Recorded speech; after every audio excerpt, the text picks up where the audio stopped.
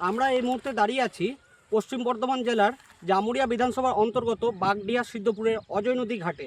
আপনারা দেখছেন যে এইখানে যে অজয় নদী আছে, তৃণমূল জামানায় অবৈধ বালি কারবারিরা এমনভাবে অজয় নদীর বুক চিরে বালি উত্তোলন করেছে, যার কারণে অজয় নদীর অস্তিত্ব ধীরে ধীরে বিপর্যয়ের মুখে। আপনারা দেখতে পাচ্ছেন সেই বালি স্টক কীভাবে নদীতে রাখা আছে, যে কারণে নদীর যে জলের প্রবাহ ধারা আটকে পড়ছে এবং দিনের দিন নদীর অস্তিত্ব শেষের মুখে। জামুরিয়ার দরবাডাঙ্গা থেকে বাগডিহা পর্যন্ত অজয় নদীর বুক চিরে অবৈধভাবে বালি তোলার কারণে নদীর জলস্তর উল্লেখযোগ্যভাবে কমে গিয়েছে। অবৈধ বালি তোলার কারণে নদীর প্রবাহও মারাত্মকভাবে ক্ষতিগ্রস্ত হয়েছে।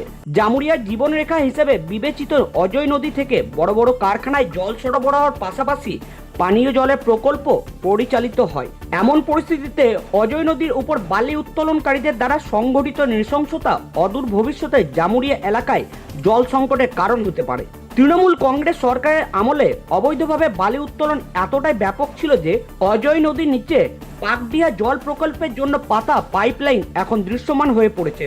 এছাড়াও নদীর জলস্তর উল্লেখযোগ্যভাবে কমে যাওয়ায় গ্রামবাসীরা জল সংকটের সম্মুখীন হচ্ছেন।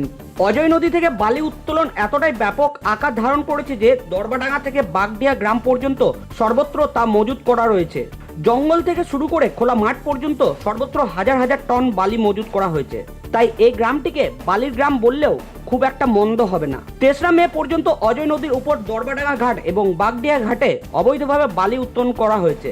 বাগডিহা গ্রামের প্রবেশ মুখে দুটি অবৈধ ওজন মাপার যন্ত্রও বসানো হয়েছিল, যেখানে অবৈধ বালি বোঝাই ট্রাকের ওজন মাপা হতো। 4 মে ক্ষমতা পরিবর্তনের পর বিজেপি সমর্থকরা অবৈধ বালি উত্তোলন বন্ধ করে দেয়, যা তখন থেকে স্থগিত রয়েছে। কাটাঘর যেমন ছিল তেমনই পড়ে আছে এবং বিভিন্ন জায়গায় হাজার হাজার টন বালি পড়ে আছে। অজয় নদী থেকে অবৈধভাবে বালি তোলার কারণে দরবাডাঙ্গা জল প্রকল্প সবচেয়ে বেশি ক্ষতিগ্রস্ত হয়ে পড়ে। এই প্রকল্পের অস্তিত্ব বিপন্ন জেনে গত বছর পাণ্ডবেশ্বরের বিধায়ক জিতেন্দ্র তেওয়ারি এটি পরিদর্শনে গেলে তৃণমূল আশ্রিত দুষ্কৃতিকারী ও বালি পাচারকারীদের আক্রমণের শিকার হন তিনি। এই ঘটনার পর ব্যাপক রাজনৈতিক তোলপাড় হলেও স্থানীয় প্রভাবশালী কিছু টিএমসি নেতাদের পৃষ্ঠপোষকতায় অবৈধ বালি উত্তোলন চলতে থাকে, যার ফলে বালি উত্তোলনকারীরা জল প্রকল্পের পাশাপাশি অজয় নদীর অস্তিত্বকেও বিপন্ন করে তোলে।